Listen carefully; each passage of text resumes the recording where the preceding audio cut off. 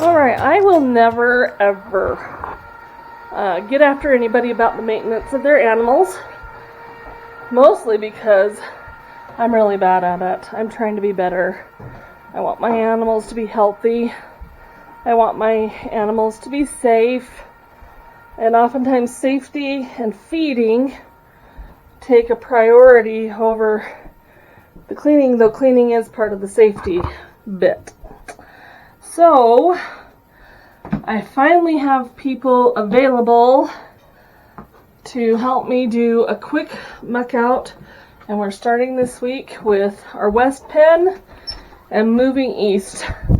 And we're going to get these pens cleaned up so that my animals can be happy and healthy and safe. So that's the goal. So, the chicken army will have to wait. Those guys will be last. But we are coming over to, let's see, that is open. We're coming over to the west side to get where we have Lucy.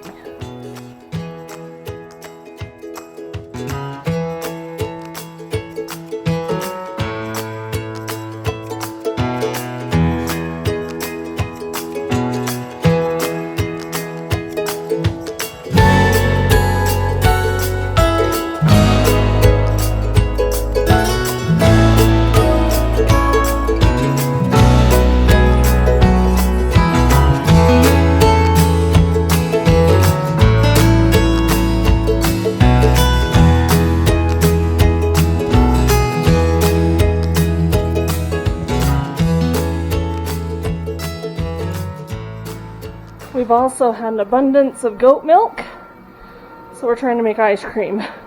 I forgot about it, so I need to come and get it pulled off, put away. Yeah,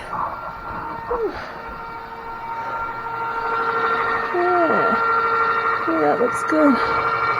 Okay. I know there are some of you out there that have been waiting for me to post my video on the electric fence. We've had so many things go on and happen and not happen, and so I haven't been able to finish that video.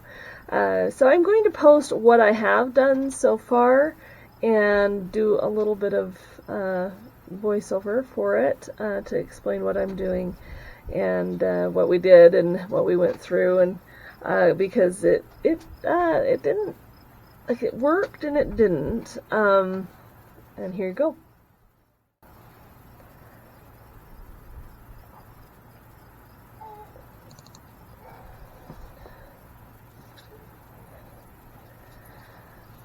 As we got it all set out and ready to put up, we decided we were going to put it in a patch of grass behind our property.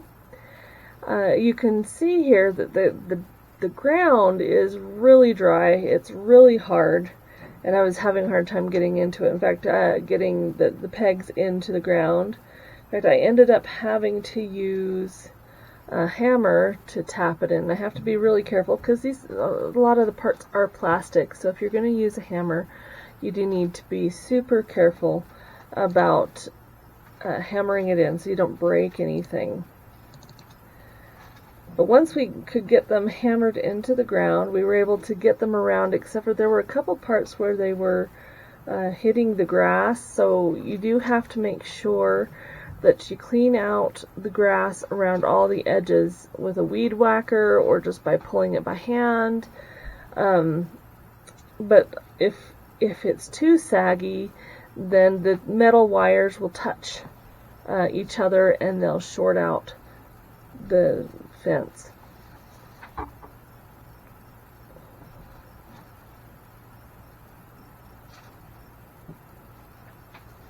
And as long as you keep your fence laid out properly and you put it away properly, it usually doesn't get too tangled up and you're able to get it up relatively quickly.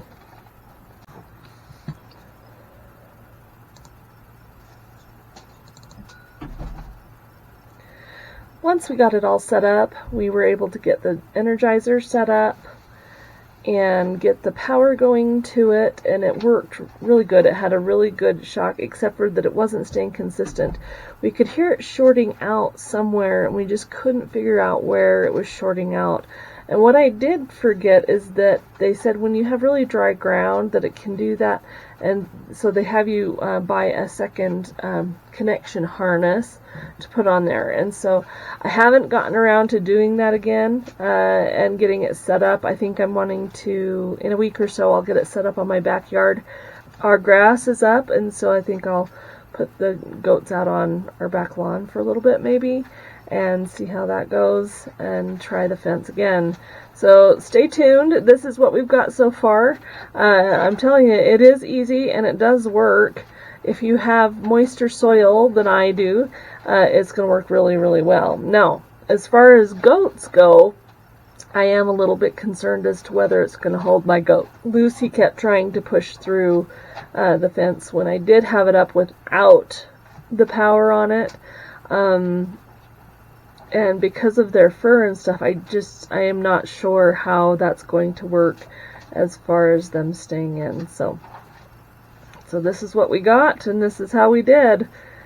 And stay tuned for more fence videos.